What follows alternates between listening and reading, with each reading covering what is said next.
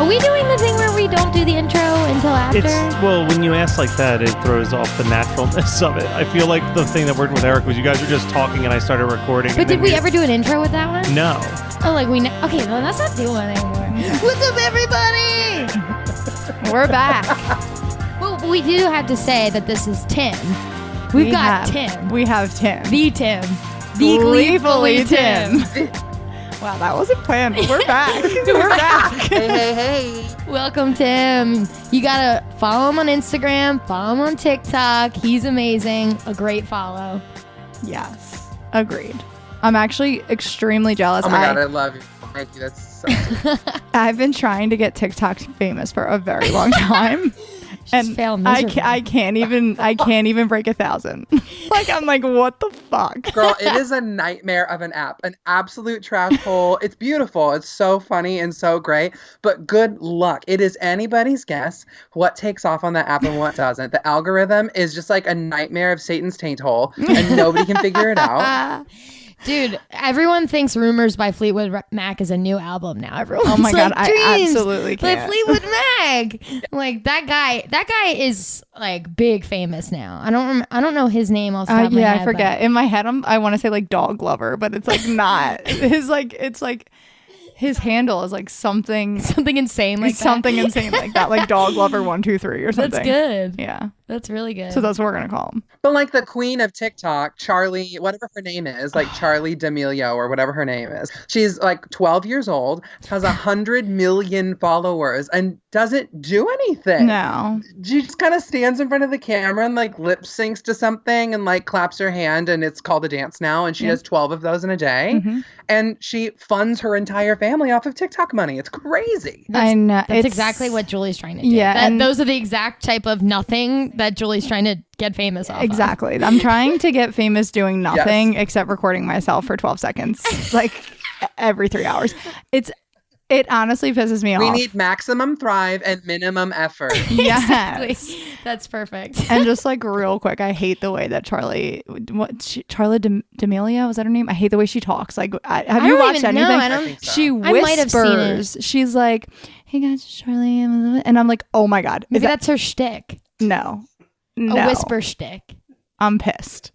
Maybe that's what I have to do. Like, "Hey guys, it's Julia." You just change your entire persona somehow. Call me Charlie. I'll call you Charlie. You should follow Charlie and literally whatever she does, just do that exact same thing like seconds later. I do have the same hair as her now. Straight part, middle part, bangs. Short brown Lord Farquaad hair. Okay. I have that now. Okay, sweet.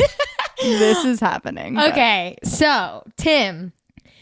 He chose season 4, episode 6 of Schitt's Creek titled Open Mic, and what an excellent choice. Amazing choice. It is. Let's hear why you chose it, Tim. Not only is Schitt's Creek, but this episode specifically is the greatest feat in cinematic and television history. I really wholeheartedly believe that. I had such a visceral reaction to this episode, to this whole show, like we all did, right? It has changed the future, honestly. Mm-hmm. This episode made me weep in such a way that I thought Christ was coming back. I thought Taco Bell was taking away the cheesy gordita crunch. It was a mix of the most incredible emotions, and I just wept. I really think it's the greatest episode of television, period. Wow. Yeah, I agree. This is one that sticks out. And so I'm assuming it's the Patrick and David storyline, simply the best, right? Correct? Yes. It's so interesting because when Patrick came in, and you can kind of, it's been a while since Julie just rewatched this whole thing. Patrick came into an already perfect show, which is like, okay, we didn't need Patrick, but we needed Patrick. It's insane how perfect he is for David and how he only adds value. There's not a single moment where you're like, oh, Patrick. There's such great scene partners because they're so different. There couldn't be two, like David and his mannerisms and being so dramatic, and Patrick just like still going toe to toe with him, but being so relaxed and still really funny. It's excellent. It really is. So I agree with you, Tim. Yeah. I honestly, when Patrick first came on the show, I didn't like him, you guys. That first episode and a half, he was like being really sassy to David, and I was very defensive, and I was like, excuse me, stranger, sir, do not talk to my David that way. You know what I mean? I was like, lay off. And I was very public about how much I did not like this man, and I did not know who was infiltrating his life. And then obviously it all changed, and now I don't know what I'd do if I saw him in person. I would think it's actually Patrick, and I would be unwell. Do you know? He was so perfect for David. He was so perfect for that family. And it's so awesome to watch. I mean, we'll talk about this, but it's so awesome to watch that relationship develop in a family and in a city and in an environment where like prejudice just doesn't exist. You know what I mean? Homophobia doesn't exist. And it's so beautiful to watch that and to, I don't know, like 50% of me was like, oh my God, it's so beautiful, I'm crying. And the other half of me was like, oh my God, it's so sad that we don't have that, I'm crying. Do you know what I mean? Yeah. Yep. And that's how I felt the whole rest of the last 3 seasons. It was that emotion. Yeah. That's my favorite part of reading any articles, hearing the actors and actresses talk about this show. I really think they made the Schitt's Creek special that we were talking about a separate thing. And I really want them to kind of add it onto the last season so nobody misses it. I think it's so special to hear them talk about it and how special and perfect the show is. It just makes the experience so much better. I really hope nobody misses it. So all of our listeners, you can't miss that special. It's excellent. Oh my God, I was supposed to be working from home, but you know how that goes some days. Exactly. It just doesn't happen. But I was like just sobbing. Like, it's so good. And just like actually, this is like has nothing to do with me crying, but like listening to the way that the actress who plays Alexis actually talks, you're like, no, that's not right. That's true. You're like, why are you talking like that? That's not right. And like, and just all of them just being like, yeah, like my manager threw this at me and I said like I'd give it a shot, and like then they just like have so much love for each other, and you can like see that obviously as it shows in the show, but even like outside of that, like I'm gonna keep saying like the girl who plays this because I don't know any names, but the girl that plays Alexis, and like Annie when Murphy. It's like interviewing her, she's like, I'm still gonna go to Catherine O'Hara's house and eat dinner with her like every night, and I'm just like, yes, absolutely. Catherine O'Hara is a legend and a treasure. I was watching, especially rewatching this episode, she wasn't even doing anything. This was like one of the least insane Moira episodes. She's just like being so funny in her. Yeah. She's not doing anything, and I was dying laughing at her. She really is just something else. I don't know how they don't break. Like they did show some. I think in the documentary thing they do show bloopers. Did I make that up? I think you're making that up. You have to remember that specifically for Catherine O'Hara and Eugene Levy, that's like 40 years of improv training and them working together for years. Chemistry, so like, baby.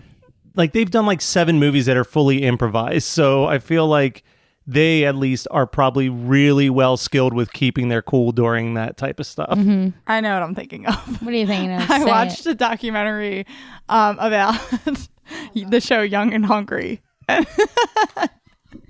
That is not this. Like right after that, and that's why I was like, no, they definitely showed the bloopers, but it was from that show. I couldn't even focus on what Matt was saying because I was like, what was I watching? That was it. Okay, so I watched this episode twice today, and both times I was really trying to think that this is the hardest question out of any show. Who is my favorite character on the show? And I was like, I cannot choose. I truly cannot. I mean, that's the beauty of one of these shows that has such a deep bench. But I mean, the top 4, the main 4 characters are fucking incredible all the time. But I think I did decide. Yeah. And I think it is with David is a close second, but now I can't think. I'm going to call her Annie Murphy. Alexis. Yeah. It's got to be Alexis. I just think that every time she's on screen, I'm enjoying it. I'm like, she's so funny. Her mannerisms are out of control, and so are David's. But I just think she took this role and made it something so funny, and her arc is so incredible. So Tim, what is your answer? Yes, no, I completely agree. I actually had it change throughout the course of the show. I think I started off right away. Everybody was talking about Moira right before so I watched all 6 seasons in 4 days of quarantine, powered through, and it wrecked me. I didn't sleep for 2 days. I didn't eat for a week. Like I was like really unwell. And through those 4 days, I felt it all change. At first, I was like, it's Moira. And then I was like, oh my God, no, it's David. He's perfect. And Dan Levy is perfection. He really is. He's a brilliant actor. He's a brilliant writer. He's so fucking funny. It's nuts. But then starting, actually, I think at this episode, I just watching it this afternoon again. This is when things started to change and Alexis started to become my favorite. The arc that her character takes the last 2 seasons is fucking incredible. And she's so funny and so perfect. But also when you see her like start to really come into herself and start to believe in herself, believe that she's smart and believe that she's capable and start to take on the business, like taking on this executive role that she gives herself for the hotel and then watching her and Ted's relationship. It is so unreal. And the last season and a half or 2 seasons, I'm just fucking obsessed with Alexis. Yeah. Who's yours? Mine's definitely David. Because when I first started watching it, I think I texted you or the group chat and was like, David is literally everything to me. Like he just makes me so happy and I laugh at everything he does. Like the faces he makes are so fucking funny. And the one thing that I love about this show is when they randomly curse, or like they really don't curse that much. Yeah. And then like even in this episode, one of the quotes I wrote down is like when Ray is like, talk to the guests with your face and smile with your eyes, and Stevie's like, what the fuck does that mean? And I was like dying laughing, but then I just continued watching episodes after I watched this for today because I was like, this is bringing me so much joy. I'm just gonna keep watching. And like David will randomly be like, what the fuck is that? And I just love it. Like I'm like, they rarely curse, but when they do, it hits so hard and it's so funny. Yeah, a part of the rewatch value of this is paying attention to the people who maybe aren't talking, like when Alexis or David are in the background, because they're always doing other things that are like reacting and just being like to things that everyone's saying because they're always being bitchy. Like always, no matter what. But going back to just their first of all, the main 4 characters and Stevie and everybody has an amazing arc. They really didn't take any days off with this cast. I've said this on the podcast before about Schitt's Creek, but when I really started falling in love with the characters, and I'm glad they did it kind of at the end of season 1, mid season 1, end of season 1, is when they decided that, okay, we're staying here. Like when they stopped every second of the day trying to get out of Schitt's Creek and we're like, okay, let's make our lives better here, is when they really just take off. And that's the best part. Yes. Wow, I completely agree with that. That brings an interesting question up. Since like now, because usually it's Kathleen and I have seen it, Julie's seen like 1 or 2 of the episodes as we're talking about it, but this is the first time that all 3 of us plus the guest have seen it.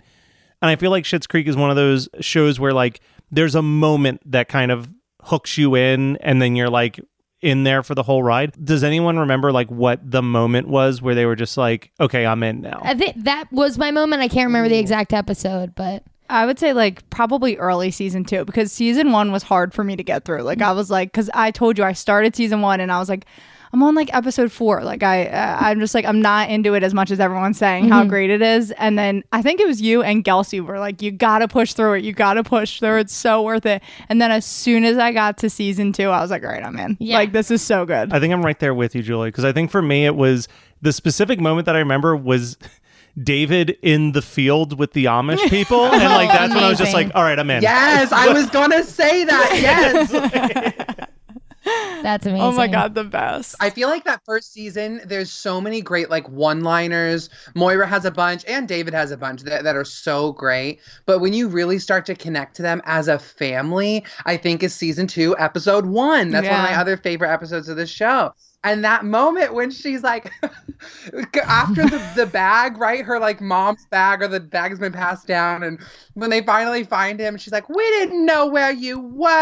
The whole conversation is so fucking brilliant. And you finally see, like, you just connect to them as a family unit. Yeah. And it takes off from there. Yeah. They're such like a selfish family, but they like love each other too. Like it's not like your selfish family where like they're so selfish and don't give a shit about each other, but like the way that just like things are like the way, especially Moira, like she's so selfish, but it's hilarious the way that she like is basically just like, David is not my favorite, and then and then she's like, oh, I guess like you can come to lunch with me to Alexis, and like Alexis just like, what the fuck? Yeah, Moira had probably the big. I think at some point they decided to just dial up. They're like, okay, let's make her a little more motherly. Like I feel like her transition happened a little faster, which I'm glad about, because some points you're right, like the lunch, the awkward lunch with that, it's like they really can't have one conversation together.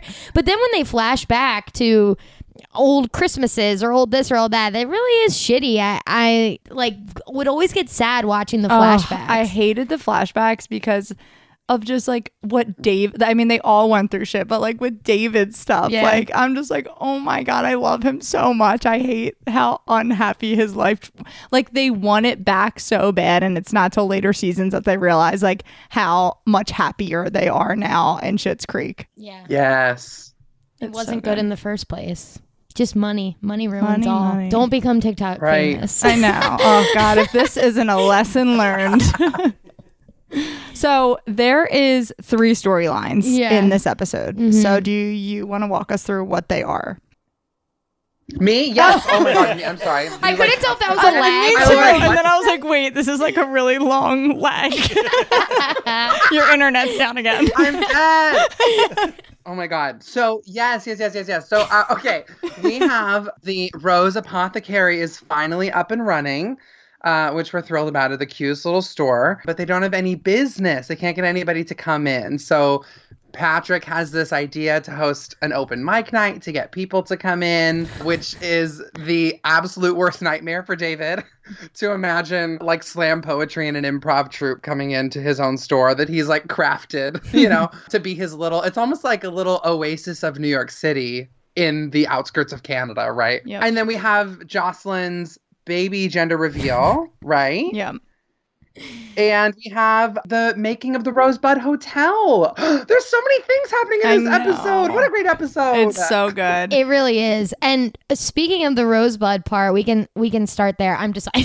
Yeah, okay. We'll end on David and Patrick because that's obviously the big one. But funnily enough, when I look back on Schitt's Creek, one of my favorite relationships is Stevie and Johnny Rose. And it's like, I can't believe, I mean, Stevie and David are amazing, but I can't believe the real growth is kind of within those two, especially with Stevie kind of taking on more responsibility. But at the end, realizing that she's just worried and anxious that they're going to leave her at some point is really heartwarming. Yeah. It really does it for me. Yeah, I agree with that. Stevie's story is so special, and I feel like a lot of us, I feel like a lot of us actually relate to her, where she's grown up in this town her whole life, and it's this mix of like fear of leaving everything you know to try new things, but also the fear of being stuck, right? Yep.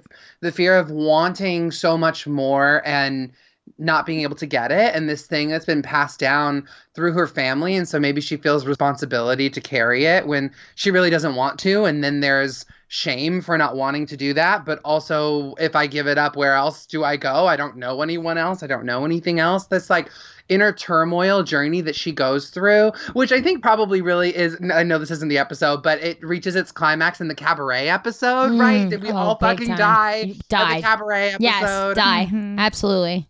The best. This is like just the taste, that taste at the beginning when we're seeing, she's like, okay, but if you leave, like when this becomes successful and you leave and I'm left with all of this on my shoulders and now I'm stuck and you got to go free, that's not fair. God, that's heartbreaking. And also there's so many people who can relate to that, I think. Big time. That's actually another good Moira moment when she does bring the bottle of wine to Stevie to try and say, like, I know you're kind of stuck. I'm going to give you this like opportunity to be in cabaret, and then takes the wine. But so it's like Moira growing and then being like, well, you already have wine. I'm not going to come on. She's like, oh, I see you have a bottle of wine. Yeah, that's a good moment too. But I agree. Stevie's a great character. And at first I didn't really know what we were getting with Stevie. And I think she was a great, I think she's like the 5th on the call sheet, I guess. I don't even know. Probably like Roland, maybe. I'm not sure. That was one. Roland is one that it took me a while to like. I was like, he is just makes me ill. Me too. Yeah, he's disgusting. Yeah, right. Is it worst? Is he the snowplow man from Snow Day? Yes, that is Chris Elliott. He made his name for David Letterman, where he would do these weird performances where the whole joke was that he's a disgusting, unlikable human being. So that's just been like the career he's been riding since his 20s. Yeah, I mean, in Snow Day, he literally plays the most disgusting, scary snowplow driver. Yeah, he's really off-putting character, but you end up loving him. You end up loving him, yeah. For me, that moment, we're just talking about the moments at the dinner table, are you going to say? Oh, no. When, I forget the moment, but they're out to dinner with the Schitts and... That rich family. And the rich family comes in, and then he sticks up for Roland. He's like, it's Schitt's Creek, and that's where whatever it is, I haven't seen it in a while, but I can remember that moment is one where I'm like, ooh, this is good character development. Yeah. Love it. We're jumping all over, and I do love too when like they go to pitch buying motels and they're like making fun of him, and Roland walks in, and like there's like humor in it too, but just the way he like sticks up for him, I'm like, oh my God, cuties. They all just love each other, and it's just, I want to be a part of it. I hate when we watch shows like this. I know. The small town feel is something that when I watch shows, I'm like, ooh, I would love that. And then I'm like, would I though? Like, I like to live in a city and have like things happening around me. I don't know about small towns, but that's how I feel when I watch Gilmore Girls. It's how I feel when I watch Parks and Rec. It's like, I don't know, this little quirky little town. And the nuance of, that's funny that you say Parks and Rec. I feel like that's the only other show that has the perfect nuance of loving and hating somebody at the same time. Do you know what I mean? Yep. They love Roland and they hate Roland, right? It's David and Alexis love each other and they hate each other. It's like that is so perfected between all these relationships, and the nuance of that is like, mwah, chef's kiss. Yeah. I know. I've said this before about Parks and Rec, but I think that it works for Schitt's Creek as well, which is that both of the shows do something that is extremely, extremely difficult, which is that it's an extremely funny show that's almost always of the optimistic persuasion instead of the negative, pessimistic look at the world. Everyone loves The Office, but at a certain point, the humor of The Office is easy because it's about how shitty their work life is. That's a good way to put it. Versus like with Schitt's Creek and The Good Place and Parks and Rec, it's all about like a celebration of love. And to do that and be funny is such a hard thing to pull off. Wow, that just inspired me. I love that. Optimistic TV, baby. Yeah. Woo! It's true, and I love how, like, I mean, no, we're not talking about this, but how Leslie loves her coworkers, how Leslie loves everyone and encourages everyone, and what she feels for them is so positive and so beautiful, and I get that in this show, too. It's like how Jocelyn sees people, or how, you know what I mean? It's so beautiful. Yeah, this Schitt's Creek, I think I watched it right before quarantine hit. So it was only 1 through 5 because 6 dropped on Netflix mid-quarantine. And I remember when I was watching it, I was just happy. I'm like, this is good TV. And I'm sitting here and all of a sudden I watched an entire season in one day. I didn't mean it, but it just happened, which doesn't happen to me often. I mean, I do watch a lot of TV, but and I've said this on the podcast too, but when I was watching the Emmys and they swept it, I was like, so well deserved. Just like unbelievably well deserved to sweep the Emmys. I'm so glad that they got that on their last season. Agree. Tears in the chat. Tears in the fucking chat. I know. And I didn't even watch it at that point, so I couldn't even fully understand. Oh, I was flipping tables. Oh, God. I literally suck. I have to get better with like being on the train when the train is at the stop. Yeah. Like, I'm always running for it. Ooh, Tim, are you watching anything right now? Because The Queen's Gambit is fucking me up right now. It's so good. Okay, someone just told me about that yesterday, and I hadn't heard of it. No, I need to get on it. Okay, so it dropped on the 23rd, so you're really not that far behind. Like, it dropped last Friday. It's not even been out for a week. I started it yesterday. There's only 7 episodes, and I watched 5 of them, and they're like hour long. So good. I mean, it is all about chess. So I saw your story. Yeah, it's about chess, but it's about this cool ass girl who is like a young girl who is just like a genius chess player, and it's really fucking good. In case you're looking for a little recommendation, drama and chess. Oh, yes, fun. Ooh, it sounds so good. I watched Hellstrom. If you've heard of that on Hulu, it just dropped like 2 weeks ago. That was my Halloween show, Hellstrom. I think it's technically a Marvel show, but they removed Marvel from the name. And it's like these two children of a serial killer who was like possessed by a demon. And so they have demonic powers that they try to use for good. It's kind of fucked up and crazy, but it's good. Okay, but you'd recommend? Yeah, I recommend. It's like weird. You have to really get into it a few episodes to understand like what the fuck's going on, and there's a bit of suspension of disbelief that you have to have because there's a lot of plot, there's a lot of characters, but the idea behind it I really love, and everyone is acting their faces off, and they're all very, very hot, so it's not a bad time. Well, there you go. It's not a bad time. I just realized that I feel like in previous episodes I kept saying that a new season of American Horror Story was coming out this year, and it certainly is not. Julie, you have said that on every single episode we've done. No, like I was spreading rumors hardcore. It always comes back to American Horror Story for Julie. Yeah. So I was really upset because that's what we use as like our spooky show. So instead we've just been watching like Scream. You gotta watch Bly Manor. It's so good. Yeah, Bly Manor was incredible. I know, but you guys know what the Haunting of Yeah, but you watched Haunting of Hill House, and Bly Manor is less scary than Haunting of Hill House. Yeah, but like holy shit, I didn't sleep for days. Just watch it in the morning like you did the last one. I had a nightmare last night and woke up and swore that someone was walking around my house, and all I was picturing was Nell slow dancing with her husband. That's just like scary things piling up on you and building your anxiety up. Don't blame Hill House for being one of those steps. I'm sweating again. I was sweating last night. Take that scarf off. I was like, oh my God. Stay a while. Can you wake up? I kept like accidentally like nudging him like I was sleeping, but I was really just like, please wake up. How are you that scared sleeping next to somebody? I never get scared sleeping next to somebody. Dude, I don't know. I'm scared of everything. It's fucked up. Okay, back to Schitt's Creek. Anyways, so our next storyline is Jocelyn's baby's gender. So I love this so much. This is so good. This is just joke after joke after joke, just fucking amazing. It's like it's either my birthday or Gloria Estefan's or something like that. It's like, yup, of course. It was glorious. That makes sense. It was glorious. Like that. Yup, that makes sense. Moira's like, who put a picture of a ghost on my... Yeah, it's like, it's so funny. I wrote that down too because it's like, Moira, you are a mother of two. Yeah. It's like, you've never seen an ultrasound before? That's insane. I love it. That's perfect. A perfect written joke. That really heightens how selfish she is. She probably doesn't give a shit about an ultrasound, you know? Yeah, no, exactly. That's what I was thinking. Like someone looked at that for her when she was pregnant, like one of their like workers. Yeah, exactly. Like, she couldn't even give it the time of day. But basically what happens is Roland and Jocelyn they don't want to find out what the sex of their baby is for some... The reason is hilarious. The Salem witches. Yeah. For some reason. I know. I wasn't going to say for some reason. Oh, you were building I couldn't think suspense. of the words. I was going to say like for some, and then I was like, not suspicion. I couldn't think of the word and I still don't know the word. Can fill it in for me. Superstition? Superstition. Okay. Very superstitious. Anyways, so they don't want to find out. And then, of course, Moira finds out by looking at the ultrasound.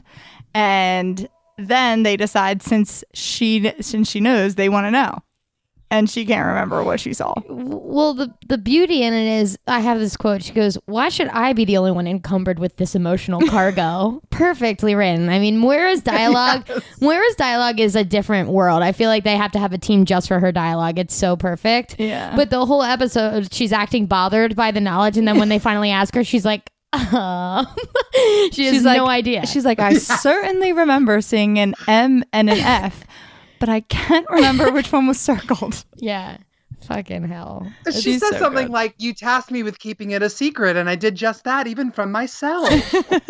Your impression is good. I know, you sound good. The only thing I know how to say is bebe. Like, if I try and do an impression, I have to say bebe. Yeah. Yeah. Little bebe cross.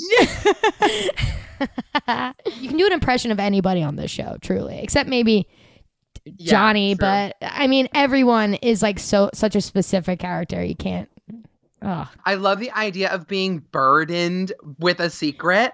I so get that to my deepest core. Mm-hmm. I cannot keep a secret. I like will have to, I don't know what, I would like lie. I'll like make up a new secret to tell somebody so I don't tell the one that I do know. Do you know what I'm saying? Yeah. I have to have like 2 or 3 people who are my people who don't know the person who told me the secret so I can tell them and it won't matter. Do you know what I'm saying? Yep. It's exactly what I do. Yep. I'm pretty good at keeping secrets, but I also like talking about secrets. So it's like I'm good at keeping the ones I must keep. And then if I have like certain friends that are like, okay, I could tell them that I won't get out. It's like, whatever. What's the Pretty Little Liars theme song? Two can keep a secret if one of them is dead. Oh, yes. Okay. Back to Schitt's Creek. But one more Moira quote I love. She's like, I won't be held accountable for invoking a coven because of the story about the Salem. So basically, did you say it? The Salem? Yeah, whatever. So fucking funny. I honestly just wish I could weave the word coven into my vocabulary a little bit more. Like I wish I could talk about witches and stuff more, but. Yes. Speaking of American Horror Story, that was the best season of that show. The best. For me. I'm a gay. So Coven was the best season. The best season. I 1,000% agree with you. I say it all the time. I hate when people say that it is not the best season because it is. Best season for wardrobe, that's for sure. Anyways, moving on. Okay, we can get to David and Patrick now. We needed that steer off before we could come back to this because my God. Yeah. An emotional peak for sure. I just love them so much. Oh my God. Like, you're right. They really are like the perfect polar opposites. Mm-hmm. But like Patrick just loves David so much.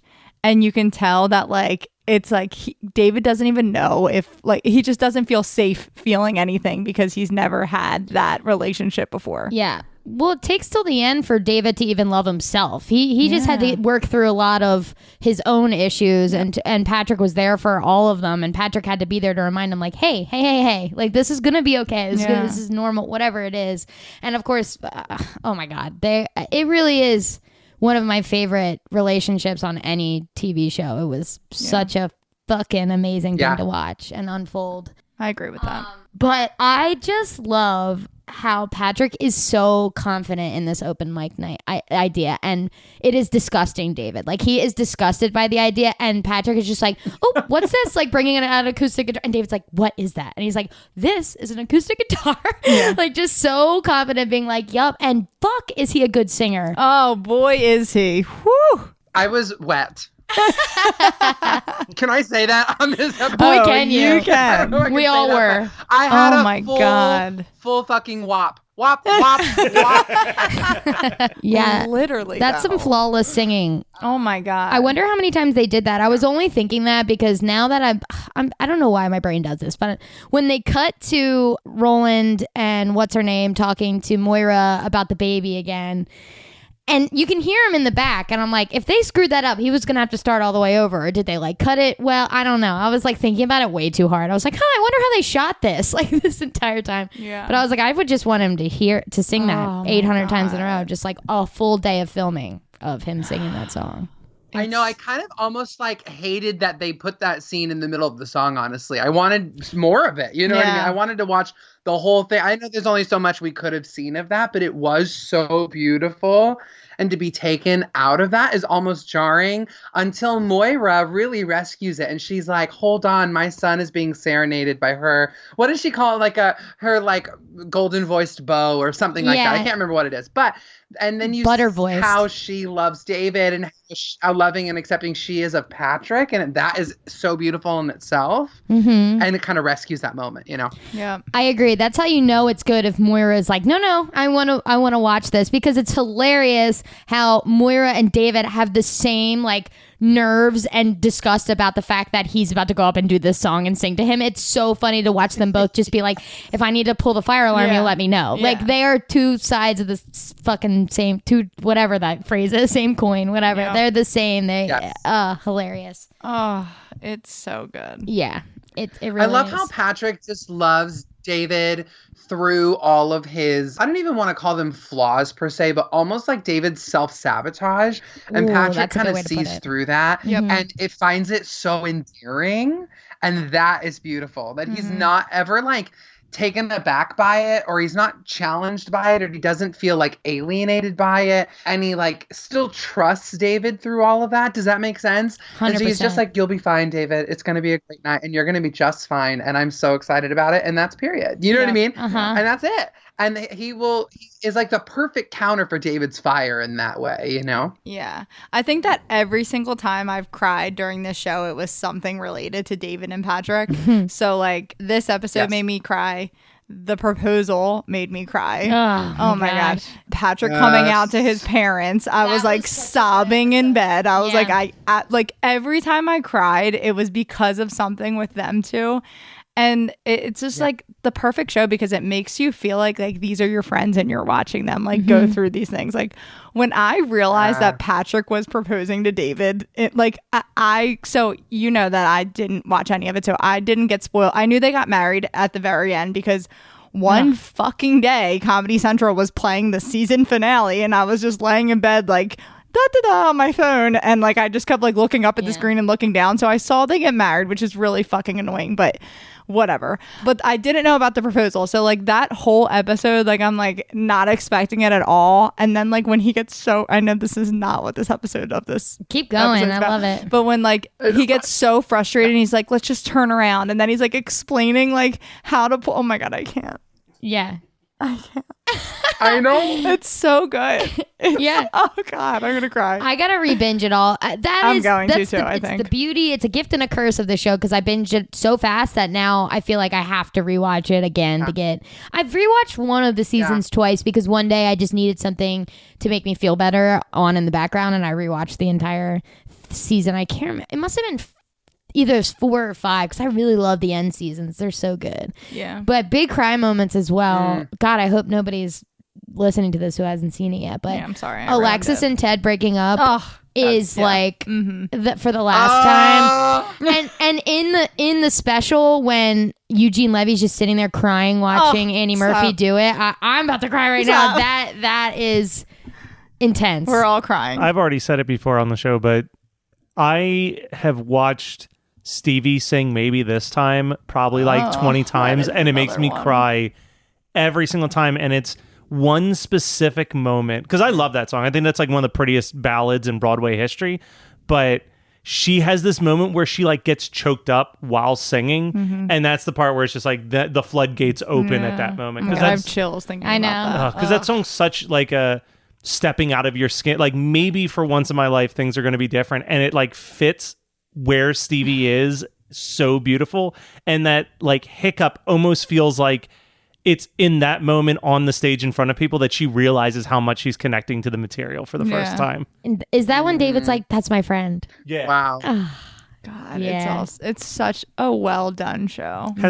Tim, I know you've performed it because I feel like I connect to that, even though like I've never been on stage. I did stage crew. I enjoyed being part of like a close-knit theater group. Has there been any songs that in the moment that you were singing it, you were like, oh shit, this is about me? Wow. So on a surface level, like the answer to that is yes, and I try to do it all the time. But I would say the last time that like really happened, let me think. Oh, you know what? Okay, here's the answer. When at the beginning of quarantine, I was doing Kinky Boots.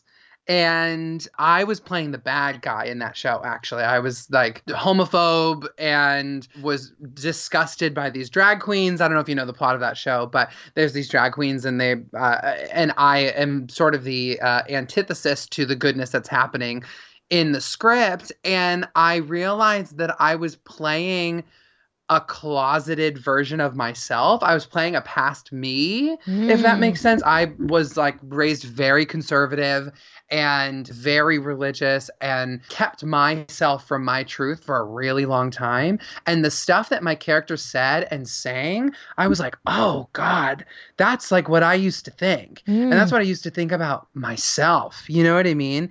And so now as like an out and proud person to go back to those kind of thoughts, to go back to saying those words and singing those words and feeling those feelings was so insane. And so, and then there's this like redeeming moment at the end where he has this big turnaround moment and kind of saves the day and sings about, like true love and loving yourself and living your truth. And every night when I got to that part, I was like, I'm coming out every night on this stage. Yeah. Wow, that's an incredible answer. And it was so crazy to like relive that moment, even though the character wasn't coming out in himself, to like find the self-acceptance every night. That was my moment, man. I was like, oh my God, I'm literally playing myself and reliving this moment in my life over and over again. Yeah, that was an amazing answer. That was, Matt, is that what you were looking for? Because he nailed that. He one-upped whatever you were looking for. I don't think I've paid that much attention to something in a very long time.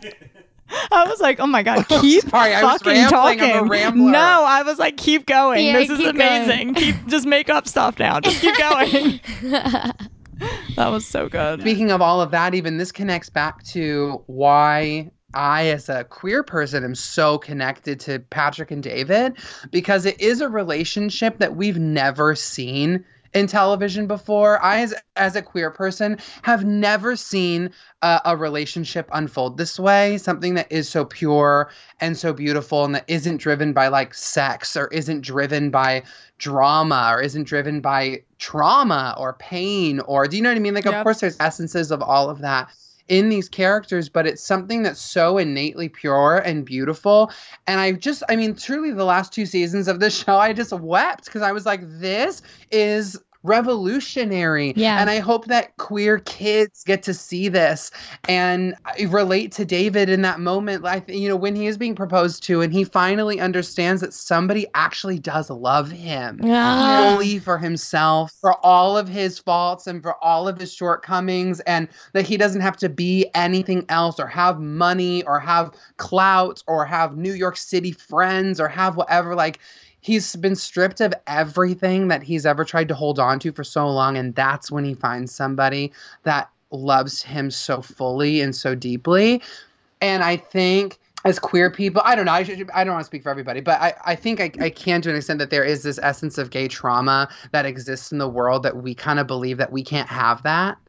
We literally legally weren't allowed to have that until 5 years ago. Do you know what I mean? So, and there's so much, hookup culture and thruples and I don't know, just everything is so based on your physical appearance and your sexual prowess. And there's a lot of judgment in the queer community. It's not as accepting and loving as we say that we are. And anyway, so all of that, I think we all then watched this happen.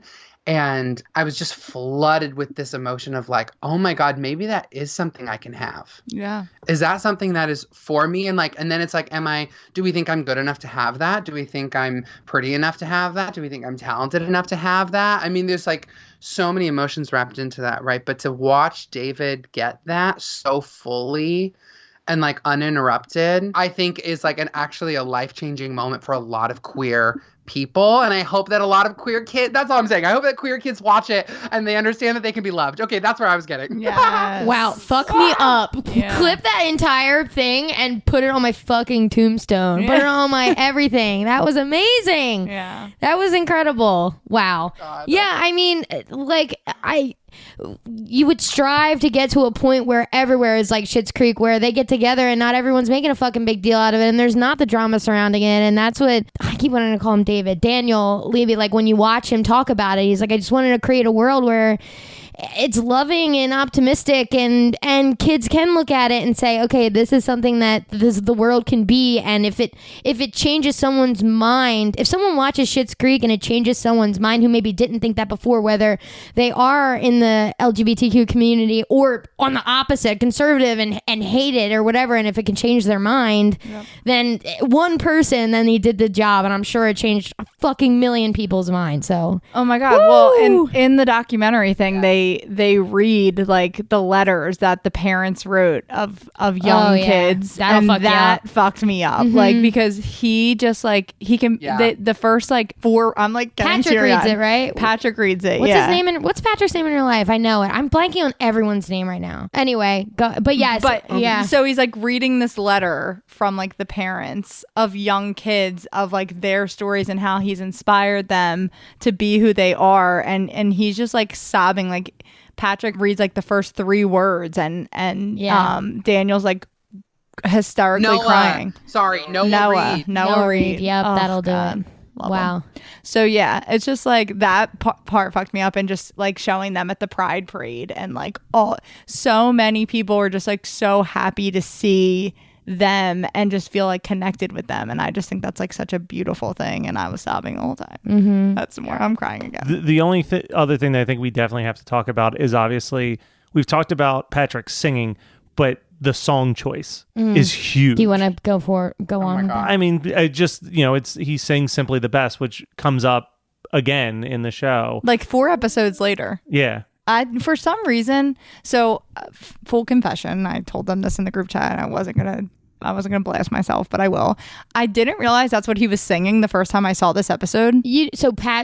When David sang it, you didn't realize that Patrick had already sang it. Yes. Okay. Like when I first watched it, and maybe it's like I know that song, but I don't know the words to that song. Like I wouldn't be able to sing that song if you asked me to sing it right now. Sure. So maybe that's why. Like I was thinking, like, oh my God, he wrote this song for him, like that. So I'm like, oh my God, that's so sweet. And then I saw the episode that's like literally like 5 episodes later, because then we find out Patrick's story, and they go on a break, and then David takes advantage of all the gifts that Patrick's giving him, and that's how he makes up. That's that episode, and that's how he makes up to him by like lip singing the song and dancing, which is amazing. But I didn't realize that. So then when I was rewatching this episode, I was like, oh my God, that's the song. But for whatever reason, I was thinking David did the dance before that episode, and then I just kept watching the episode after I watch it, and watch that episode, and then it plays at their fucking wedding when he's walking down the aisle, and I'm like, yes, let's go. Yeah, I mean that's a big moment for the David. Jazzagals. Oh God, Jazzagals. No, and it is, because through all the David faces, like you can just tell, like it's almost like he wants to be embarrassed, but he just feels so like love. Like in this episode, when he's singing to him, it's like he doesn't know how to feel, he's but so uncomfortable. But like in the best way. Yes, exactly. Like he's so painfully uncomfortable, but is also like, what is this feeling like of someone caring about me? Yeah. I mean, he's just grown up in a world where in a family, even where there is no affection. That like the love that him and his family share, there isn't affection in there, or there wasn't right before Schitt's Creek. And I don't think he knows how to accept that. I don't think he knows. Again, like just as a gay person, I don't think he knows even how to accept the fact that somebody is saying there is no one like you. Yeah. And I am stuck on your heart, and like if anyone tore us apart, I would die. Like that sentiment is so foreign to him, is so alien to him, and I think it breaks him down. Right? Of course, we all wanted Patrick to like look at us in the eyes and like publicly say, "If you were gone, I would die." Yeah. Can you imagine? God, after you watch those two, you just got to decide you can't settle. Can't settle, baby. You got to find your Patrick. Find your David, find your Patrick, whichever way you want it. I'll take either. I actually think I would too. I'll take either. But of God, Patrick, I mean, yeah. Oh, every gay person in their dating profiles has the phrase, looking for the Patrick to my David. And we all think we made it up. We all think we're very clever. We're the only ones who have it in our bios. But every single person, I swear to God, has it. And now we're just all a bunch of Davids looking for Patricks, but there's only Davids around. You know what I'm saying? God. And you can't have a David with a David. That's just not going to work. That's amazing. That's fucking incredible. David, you have to have balance. Oh, God. They really do balance each other out perfectly. They do. They do. And then, so this last scene is good too. So basically, it culminates after the open mic night. It culminates. They're all like, I would assume the next day, they redid the name of the motel. And it's just like a 10-second or 20-second scene. It's really fucking funny, but they name it Rosebud and they spell it wrong. It's so funny. And Alexis is like, okay, same difference, and also I didn't know that. Yeah. Like something like that. She's like, that would be insane. And also I did not know that. Do we think they knew at the top? Because this is now 4.5 seasons in. And I've watched a couple interviews where they didn't really know exactly where the story was going to go. But did they know at the top that they were doing... they had Rose as a last name and Bud as a last name, and that eventually they would come together as Rosebud? Or was that a happy accident? I don't know. That's a good question. That's a really good question. This show plants seeds, or I mean, not even plant seeds, because I guess you wouldn't. Oh, I guess they did. So I forget if I was reading an article that for a little bit of Alexis, when they were coming up with Alexis's character, they kind of wrote like she had a show which she calls critically reviewed. And she's like, my critically reviewed album instead of like critically acclaimed, which is fucking hilarious. But before writing her character, they knew that she had this like stupid ass album that like failed or whatever it was. So later down the line, they were like, all right, you can like take a stab at writing it if you want to perform it. And then Annie Murphy and her husband wrote that song, which is just one of the best moments of the show. But I think this whole show is just very thoughtful, and every ounce of it. I love the bit, and I talked about this last time, but I love the bit where they talk about the clothes and how the clothes are just as important as the written words on the script or whatever. And I was like, it's so true, because David's outfits, every sweatshirt David wears, I'm like, I have to buy that. I must. It's so they're so good. That was like, I don't even know where I was going with that, but I was just talking a lot. But no, I mean, Annie's perfect. She performed that song so perfectly. You know what else? I don't know if we have talked about this or if you've talked about it on a previous episode, but the fact that Annie was 2 years without work and her house had burned down and she had just failed her like last screen test, and her life was like, she was so upset and had said that she was going to swear off acting. She was going to quit. And then all of a sudden books this show, and now she's an Emmy winner. I mean, the triumph of that is so beautiful. And it even like makes you love Alexis more, right? But because she's actually brilliant. But I just love her as a person. She's so inspiring, I think. Me too. Her story's inspiring. Yeah. The last thing I want to say about Alexis walking away is just saying the rebrand got her a 77% on her marketing exam, which is her final test or whatever. I'm like, that's such a good walk away line of her. She's like, I hate to brag, but like she's like excited about that. It's like, that's not good, and you just anointed yourself the VP of this fucking motel, and you got a 77 from a like community college. David's like, have you ever gotten an A? Yeah. Stevie's face at the end is so proud. A great note to end on an almost perfect episode, I would say. Wait, one more note.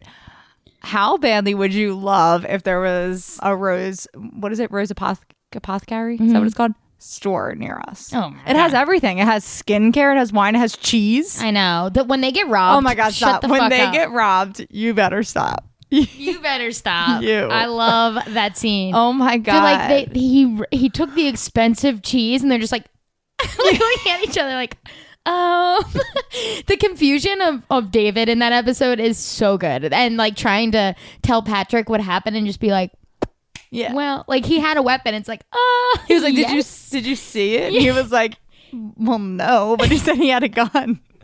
Wow. So good. That's a really. We're just gonna end up talking about every other episode. I know this.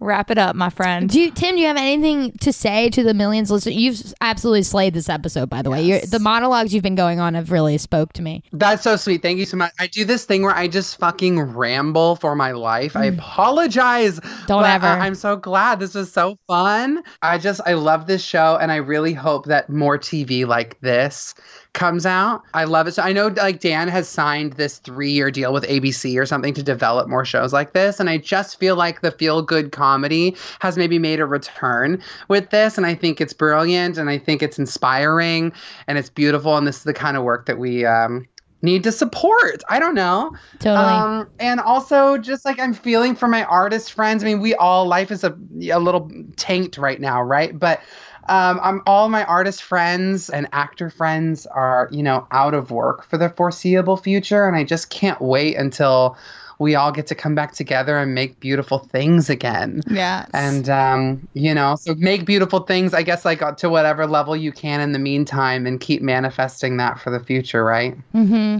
Well, you are a beautiful soul. You are. Yeah. You are fun and talented. Such a smole. Yeah. But thank you for coming on. It was so nice meeting you. Yeah. You got to come on again. Pick something, anything else. Come on every time. Just join. And you're gleefully. I would love that. Thank you so much. You are gleefully Tim on everything, correct? That is correct. Gleefully Tim, everywhere you can find me. Yes. And Tim, you're new podcast host as well now, right?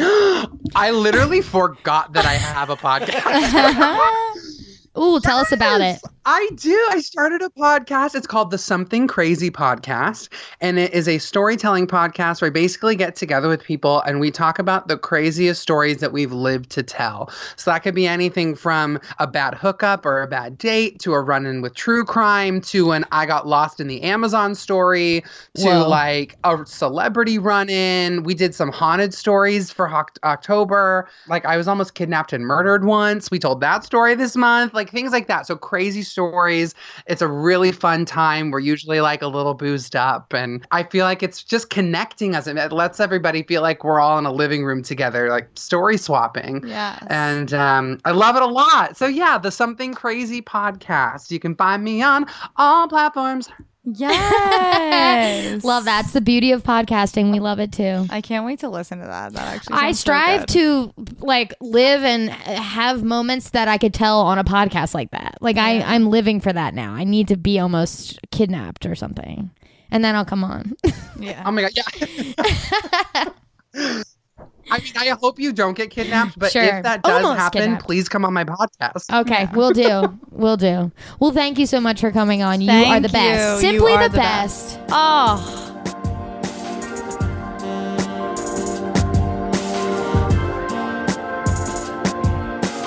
This has been My Favorite Episode Of. My Favorite Episode Of is produced by Matt Kelly as part of the Geekscape Network and hosted by Julie and Kathleen.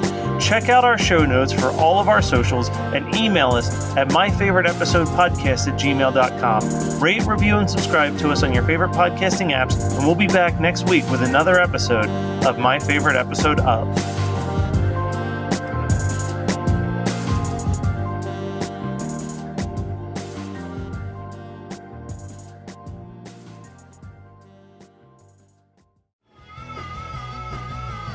You're listening to the Geekscape Network.